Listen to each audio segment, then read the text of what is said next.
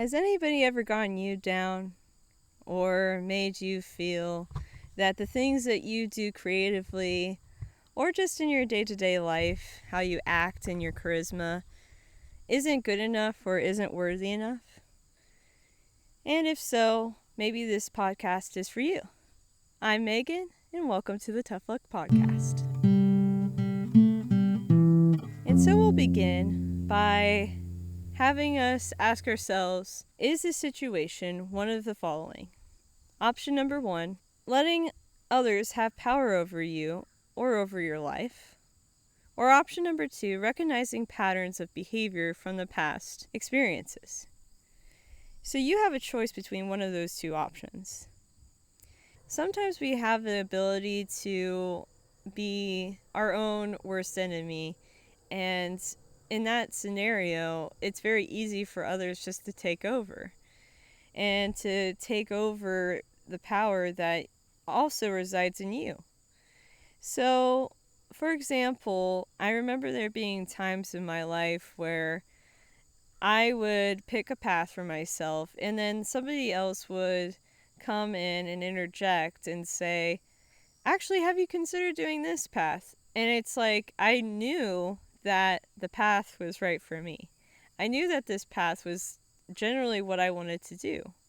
But instead of going down the path that I wanted to do, and I knew was best for me, I went down the other path because I had a feeling that they would get angry at me or in some way not treat me very well. And so for that instance, I had to recognize the difference between that person wasn't really choosing that path because it was in my best interest, but because their ego got in the way of that scenario. The question you can ask yourself in this scenario is this manipulation? Is this something that you have the ability to understand fully? Is this a pattern that they continuously do? And this can be easily corrected if you spend time with yourself in yoga. You can see where maybe your ego comes into play in your day-to-day life. In what ways could we work on improving how we view ourselves so that we don't do the same to others? Another example that I could think of is times of self-doubt where I would be either running a race like a 5K, and then others might sprinkle in like, oh man, it's so hot today. Oh man, it's not going to be a good race today.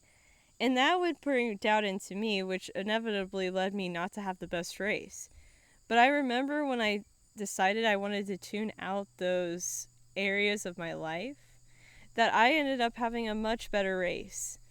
And so sometimes it is a little bit of recognition in that sense, so where you have to understand that your mind is in control of the scenario.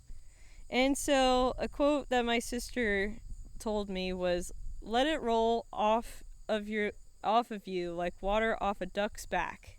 Whenever she would have an instance of someone maybe sprinkling in some amount of doubt into her, or just like trying to ruin this, like the day, she just had to let it roll off, because ultimately you're going to face trials and tribulations in your life. It's better just to let it roll off of you. And I think that whenever you're trying to keep your mojo going, in the sense of not letting anybody steal your mojo, it's best to let those people's advice settle in, but then taking your own advice and what is the best decision for you. And so don't expect them to change. And now, when I say don't expect them to change, it's really referring to people who have patterns of behavior that's trying to control or manipulate you. In which case, don't expect them to change who they are. And know that it's not you. Know that it's something else outside of the realm of your control. Oftentimes we take those people's advice and we go along with their plan because of fear or various other reasons. Maybe we do believe they have the best intentions. And it doesn't go in our favor very well because we had this perspective that they had our best interest in heart. Sometimes it's not the case, and you just have to be aware of it through patterns of recognition.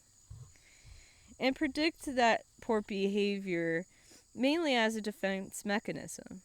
So if you're able to predict that this person doesn't have the best behavior and when I say poor behavior, I mean in the sense of giving that advice to you, and it's more out of a force and not necessarily just a suggestion. That is just poor behavior, and to have a game plan for when that does happen.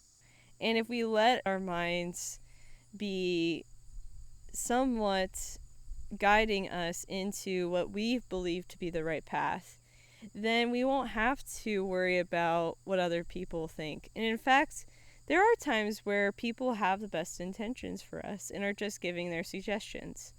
But ultimately, it is your path. And I've learned this in life. There's not really a whole lot of scenarios where we are given a strict, we made the wrong decision. There, oftentimes it's a gray area, and we can just pick one or the other, and we just get a decision versus the right decision.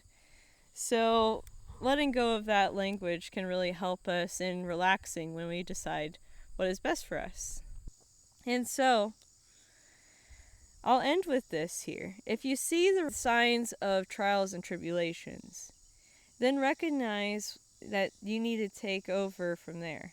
You need to trust in yourself that you have the best intentions within your heart. Maybe hear them out, but don't necessarily follow their guide just because they're pressuring you. And with that, I think I'll close. Thank you so much for watching the Tough Luck Podcast. Tune in. Next week, we got some awesome stuff coming up, but until then, mwah!